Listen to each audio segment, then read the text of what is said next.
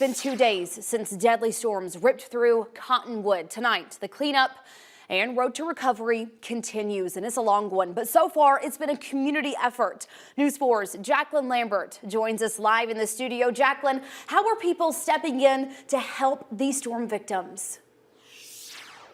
Kinsley, a Wiregrass Church, Sarco, and other volunteers came together to help seniors impacted by Tuesday's severe weather. The Cottonwood Senior Center was badly damaged after the storms. Now, close to 40 elderly people who may have depended on the center for things like food and transportation no longer have access to it.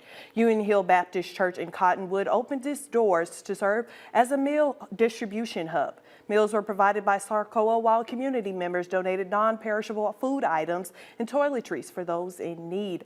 I spoke with the First Lady of the church. She tells me during this time it was especially important to remember Cottonwood's elderly population. It meant that I know that in the future they're going to know that they're loved and not forgotten, which a lot, I'm sure, feel that way. I don't think there's a better community on earth. It's a special place.